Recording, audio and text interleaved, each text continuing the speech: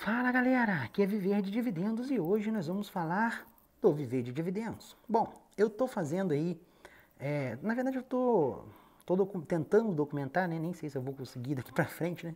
Mas estou tentando documentar aí algumas questões aí profissionais minhas. Eu não gosto de falar muito da minha empresa aqui, mas eu acabei aí, semana passada eu falei bastante até da minha empresa. Mas eu acho importante essa questão de. Vou tentar documentar algumas coisas dentro do possível, que não dá para falar de tudo, né? Tem algumas coisas ali que são informações corporativas, não dá para se abrir ao público, né? Então a gente tentar filtrar aqui algumas coisas que eu vou falar. Mas a ideia aqui é porque, igual quando eu escrevo um artigo ali sobre finanças ali no blog, sobre alguma empresa que eu comprei, às vezes eu acabo tendo que parar para escrever o artigo, escrever por que eu comprei essa empresa e eu acabo descobrindo um monte de coisa da empresa, positivas e negativas, que eu não tinha visto quando eu fiz a análise. Então, a vantagem de você ter um blog e trocar essas informações com o leitor é que ambos os lados ganham, entendeu? O leitor ganha com a sua experiência que você está passando e você ganha adquirindo experiência ao passar para ele.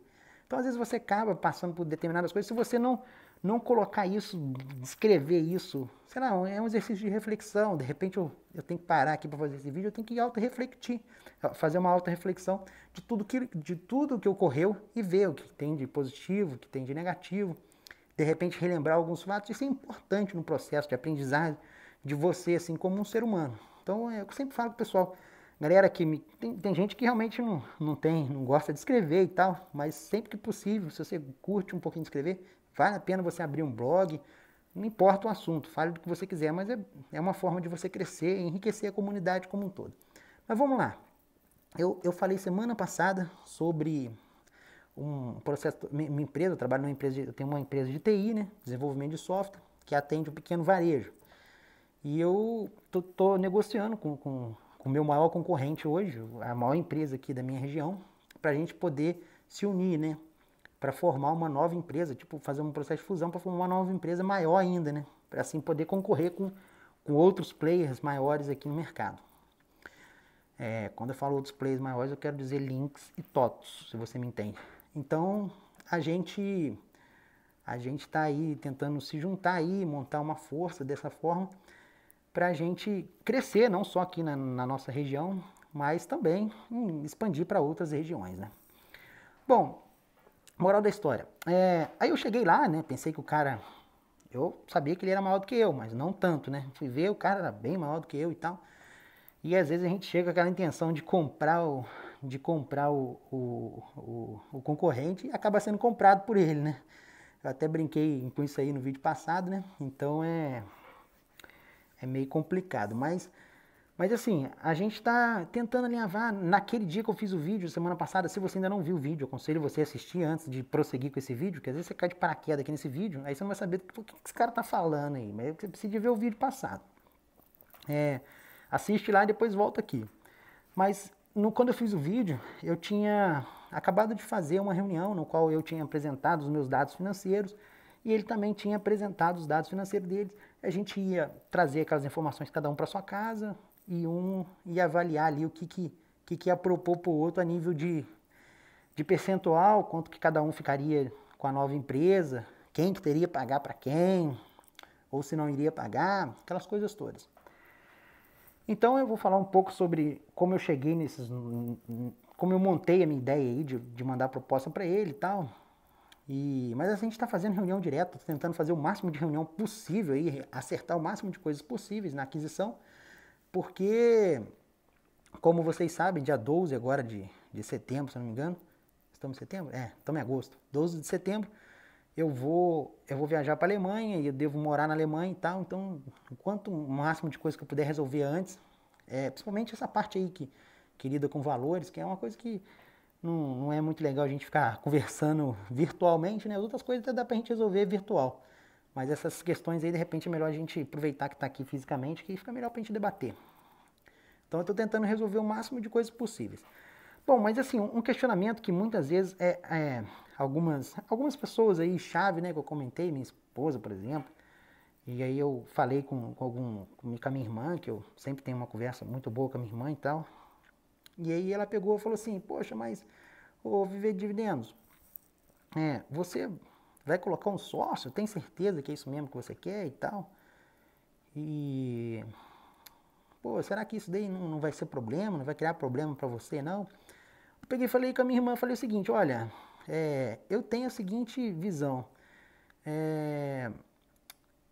Por exemplo, eu dei até um exemplo do próprio cara, né? E meu também, né? Porque eu já tive outros sócios, né? Que muita gente às vezes pode se perguntar, pô, o cara é maluco, o cara vai entrar numa sociedade, esse negócio de sociedade não dá certo.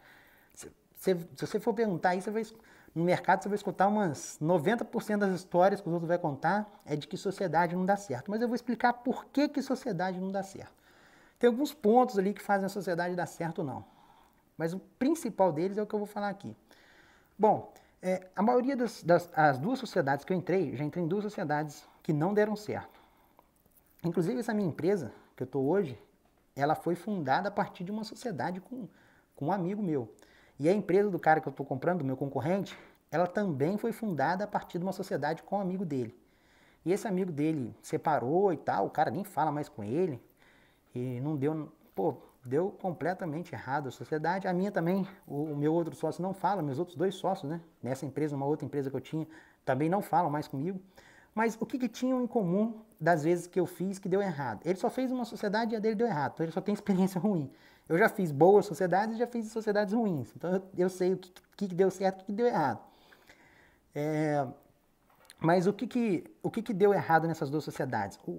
É que eram amigos meus. Então, assim, é o que eu falo com a pessoa. Se você vai fazer uma sociedade e o cara é seu amigo, não faça. Não faça porque vai te dar problema. As sociedades que eu fiz que não eram com amigos meus, eu citei um exemplo aqui de um outro concorrente que eu comprei no começo, quando eu estava ali começando a minha empresa e tal, eu fui e comprei ele todinho e tal, e agreguei ele como se fosse um membro da minha equipe. Foi diferente do que eu estou fazendo com esse cara. Esse cara ele vai entrar como um sócio mesmo. Esse outro, ele tinha uma participação, mas não tão expressiva quanto esse novo sócio. Mas eu me dou super bem com ele. Por quê?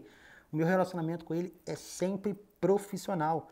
Quando você tem um amigo e você faz sociedade com um amigo, você acaba relevando um monte de coisa, porque o cara é seu amigo e tal, você sente pena, às vezes, em algumas situações, e você vê que o cara tá errando, você passa a mão na cabeça, que o cara é seu amigo.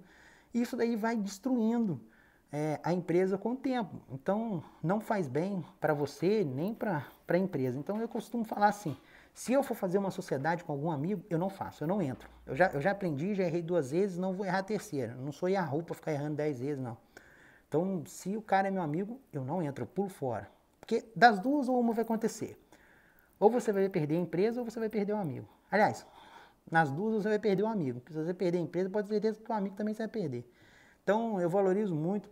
Teve amigos meus já que falaram, pô, vamos montar o tal negócio aqui, tal negócio aqui maneiro e tal. Eu peguei e falei assim, não monto mais sociedade com amigo nenhum, porque todos os amigos que montei sociedade assim de empresa deram problema e acabou a amizade e o negócio não foi para frente e tal.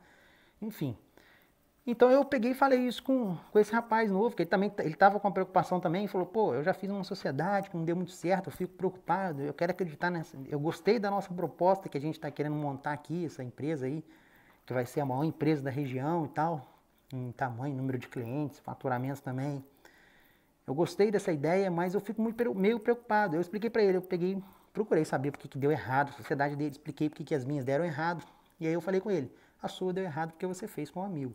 E aí ele passou a entender. E a minha irmã também foi a mesma coisa. Então, fica a dica aí, primeira dica aí, se eu posso dar dica para alguém, mas a primeira dica aí que eu gostaria de deixar é, se você está pensando em abrir um negócio com o seu amigo, já descarta de cara porque não vai dar certo. Não adianta você falar, não, vejo evidência, sendo pessimista. Cara, não é ser pessimista, é ser realista, velho. Aí você pega e vê assim, dessas aquisições aí que eu sempre falo aí no papo de dividendo, é uma empresa americana comprando a outra, fusões e tal, você vai ver, os caras não são amigos. O relacionamento deles são profissionais, é por isso que dá certo. Porque eu ficava assim, pô, como é que essas empresas grandes conseguem um comprar o outro? E o negócio funciona. E, pô, às vezes você vai fechar uma parceria com um amigo seu e o negócio não dá certo. O que tem de errado? Será que é comigo? Mas não é porque é justamente isso. O cara é seu amigo. Ele não é para ser seu sócio. Então fica essa primeira dica aí. Mas aí continuando, aí a gente pegamos os dados de cada um ali e tal, e apresentamos as propostas. Para vocês terem uma ideia, assim, mais ou menos, a nova empresa, por exemplo, é o que eu falei com vocês no vídeo anterior. É muito importante você ter uma empresa com um custo bem enxuto. que quanto mais inflada está a sua empresa, menos você vai poder ter oportunidade de crescer. O cara tem o dobro, mais do que o dobro de clientes que eu tenho.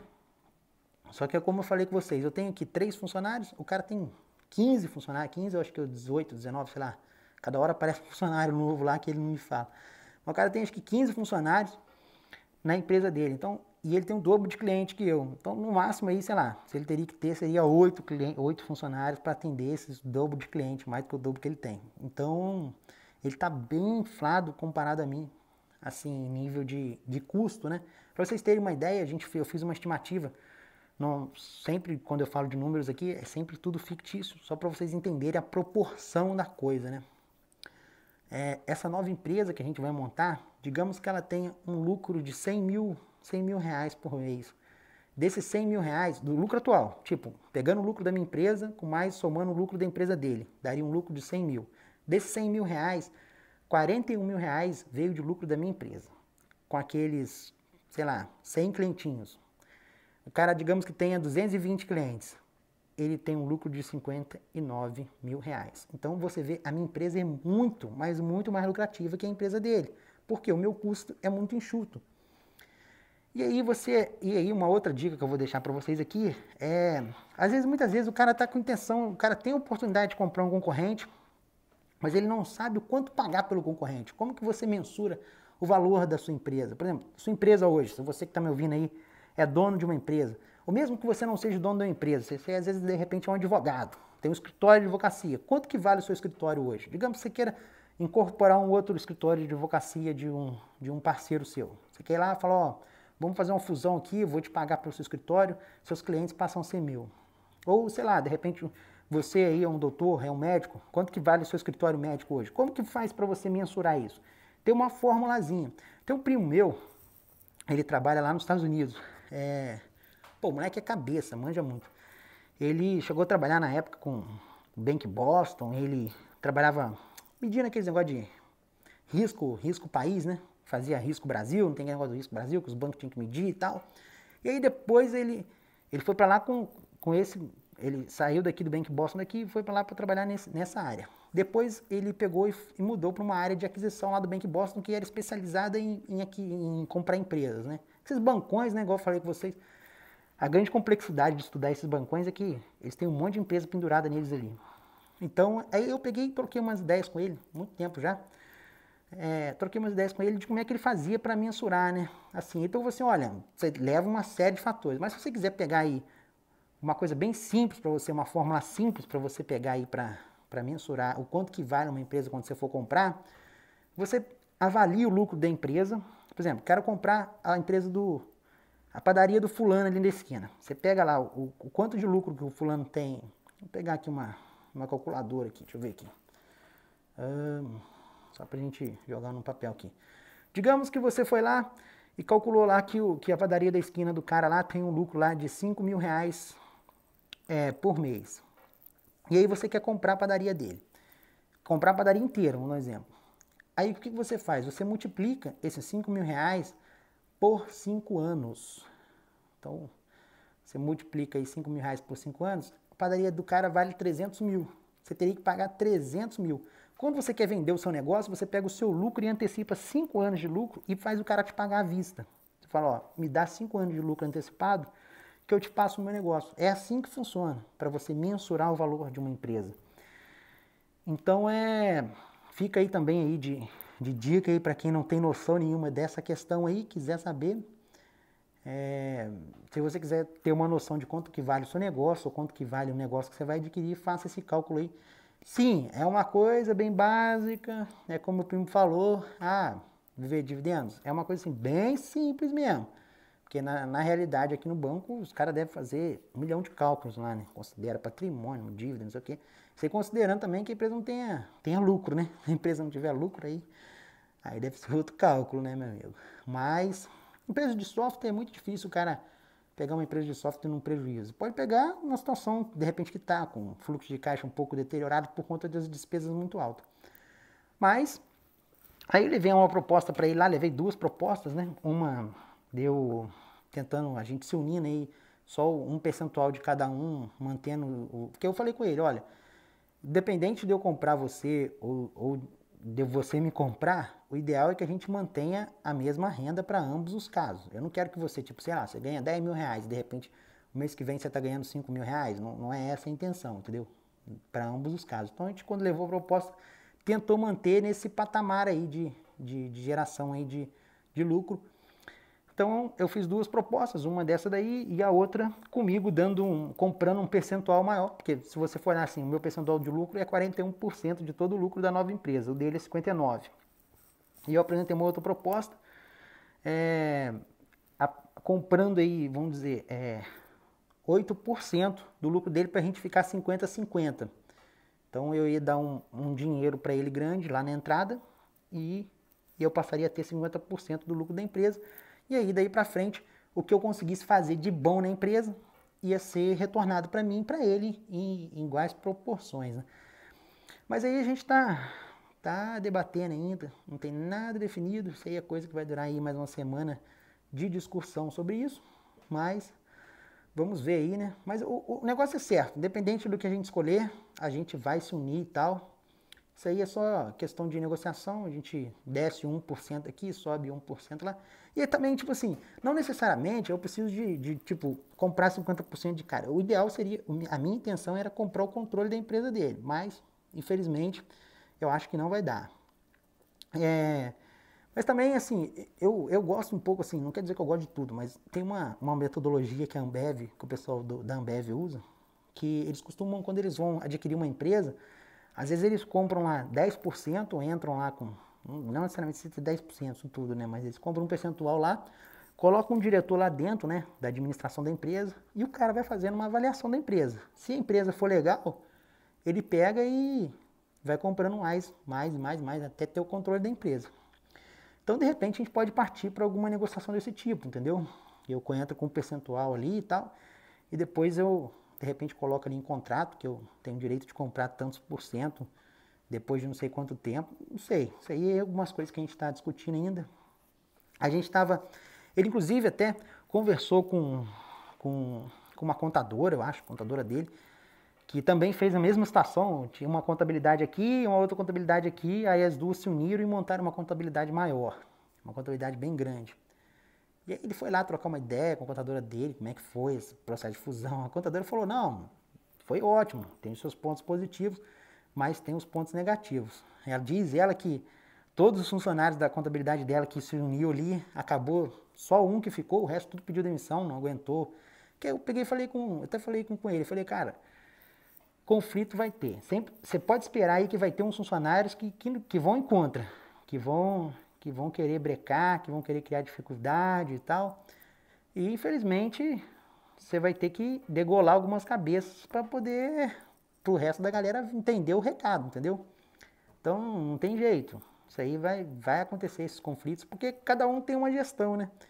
Então assim, uma outra coisa que eu queria falar aqui também, quando você vai fazer essa união aí, essa sociedade, você tem que definir, para que ela dê certo, você tem que definir muito bem as funções de cada um. Porque já viu que negócio, a tribo não pode ter 2 caciques? Se tiver 2 caciques, dá problema.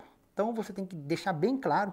Uma coisa que eu me preocupei ali é a gente definir o que cada um vai fazer, porque tem gerentes aqui na minha empresa e tem gerentes na empresa dele. Tem peças-chave, vamos dizer assim, na empresa dele em determinados setores. Então eu tentei ali organizar ali de certa forma que ficasse meio equilibrado entre as equipes, né? Então, eu vou ficar cuidando da parte de desenvolvimento, ele vai ter um funcionário dele lá que é responsável pela parte de suporte, um outro menino meu vai ficar com a parte comercial, e ele vai ter um outro na parte financeira, e por aí vai. Então, a gente tentou, isso aí, quando você vai fazer uma sociedade, você tem que definir muito bem as funções de cada um. Ó, você vai cuidar disso, você vai cuidar daquilo. E aí, cada um, lógico, você tem um sócio, você tem que confiar nele, você tem que saber que ele é capaz, que ele vai conseguir executar um negócio bem executado e tal. Então, se você não confiar nele, fica difícil, né? Mas você tem que partir desse princípio, que você confia nele. Então, você vai definir uma área para ele atuar e você fica tranquilo. É uma coisa que você não precisa se preocupar. Essa é a vantagem de você ter mais de um proprietário dentro da empresa. Você sabe que o cara vai tentar executar ali da melhor maneira possível. O cara vai, mesmo que ele não consiga, ele vai tentar fazer a melhor maneira possível. Então, você acaba se sobrando mais tempo para você pensar em outras coisas e tal. E a nossa ideia é mais ou menos partir aí, definir a estratégia aí de que cada um vai atuar, e a gente já definiu isso e tal. Então agora a gente essa semana aí deve estar conversando, integrando as equipes, né? Acho que até semana que vem a gente deve estar juntando as equipes. Eu vou, com certeza eu devo ir para a sede dele, porque, como eu falei, o meu custo aqui é muito baixo. Eu tinha um escritório, fechei meu escritório, montei minha sede no fundo da minha residência para poder reduzir custo mesmo. Até por isso que eu estou tendo a oportunidade de aportar na empresa desse cara que é dobro do tamanho da minha. Se eu não tivesse um custo bem baixo, eu ia chegar lá com um percentual bem pequeno na empresa dele. Então é capaz de a gente pegar os meus funcionários aqui e levar para lá. Então vai ter esse conflito aí dessa galera nova que está chegando com a galera que trabalha lá já. Que querendo ou não querendo, cada pessoa tem um estilo de trabalho diferente. E por máximo que você tenta ali ser o mais suave possível, né? Você sabe que gera conflitos, né? Então, o ser humano é uma coisa complicada de lidar, né? Mas essas questões aí, é o que eu falei com ele, assim, você vai fazer um negócio desse, você não espera que seja fácil. Se tiver fácil é porque tem alguma coisa errada. Você tem que pensar o seguinte, tá fácil demais, tem alguma coisa errada na sua vida, meu amigo. Tem que estar difícil. Tem que estar difícil para você estar no caminho certo. Se está difícil, significa que você está indo pelo caminho correto. Então, falei com ele, esse é um processo que não vai ser fácil, vai ser difícil. Então, se a gente não entrar com essa mentalidade, que às vezes tem muita gente que é muito otimista, né? O cara, não, vai estar tudo certo, mas o cara às vezes não é realista, né? O cara não pensa nos problemas que pode dar, nos conflitos que pode dar, ele não pensa em nada disso, ele só acha que simplesmente vai dar tudo certo, que do nada vai ficar uma maravilha. Então eu costumo falar o seguinte, só fazer como é que eu vou dizer, uma figura de linguagem, vamos dizer assim. A minha irmã, ela tem mania, assim, ela conhece uma pessoa. Então, ela, por exemplo, ela coloca assim, vou fazer mais fácil vocês entenderem. Digamos que ela conheceu o fulano. Ela vai colocar lá uma pontuação máxima para aquele cara. Aquele cara vai fazendo merda com ela vai tirando ponto. Ela vai tirando ponto. Até o cara chegar no zero ali e ela não falar mais com o cara. Eu já sou o contrário, meu amigo. Todo mundo que eu conheço começa com uma pontuação lá embaixo. Eu falo com ela, a minha expectativa com as pessoas são sempre baixa. À medida que o cara vai acertando, eu vou dando crédito para ele. Ele vai subindo na minha escala ali de crédito. E se ele for errando, ele vai descendo. Mas tem gente que é assim, o cara acha que, não, esse cara é super maneiro, esse cara é super gente fina, esse cara é muito competente, isso, aquilo. E bota a pontuação do cara lá no alto. Aí ele começa a se decepcionar com a pessoa e vai descendo. Então comigo é o contrário. O cara tem que ir merecendo para ele subindo no meu conceito. Então você tem dois tipos de pessoas nesse mundo. Tem uns que pontuam alto e os outros que... Tem alguns caras que nem conseguem ponto comigo. Já começa lá no negativo e vai afundando cada vez mais. Mas enfim, isso aí é só para vocês entenderem como que funciona a minha cabeça aí por trás. Mas a gente está indo aí nesse processo aí. Já definimos, então o que a gente viu aqui? Não faça sociedade com nenhum amigo seu, que realmente não vai dar certo. Faça sociedade profissionais, com outros profissionais e tenha um relacionamento profissional com eles. Segundo ponto que a gente viu é que se você fizer uma sociedade, você tem que definir muito bem aí as tarefas de cada um para não ter conflito. Porque senão, tipo, você fala assim pro cara, ó, pega esse vasinho de planta e coloca aqui. Aí o outro dono vem, não, agora pega esse vasinho de planta e coloca ali. Até o próprio funcionário fica sem saber o que fazer, entendeu? Isso aí significa que a empresa está meio bagunçada ali. As lideranças ali, o que cada um fica responsável. Eu vejo muita empresa assim, inclusive, tá? Não é poucas não. Então definir muito bem a tarefa aí de cada sócio. Terceiro ponto é que eu sempre falo, mantenha os seus custos aí sempre baixos. Guarde dinheiro, economize dinheiro para você poder investir, aumentar o seu negócio, adquirir concorrentes, aumentar o seu market share, desenvolver novos produtos, enfim. Então isso tudo é muito importante. Essas dicas aí que a gente deixa aí para vocês aí, a gente vai mantendo aí atualizado à medida do possível. Vai rolar muito conflito ainda nessa história toda, mas ninguém disse que ia ser fácil, né? Bom, eu espero que vocês tenham gostado. A gente vai ficando por aqui e até a próxima. Valeu!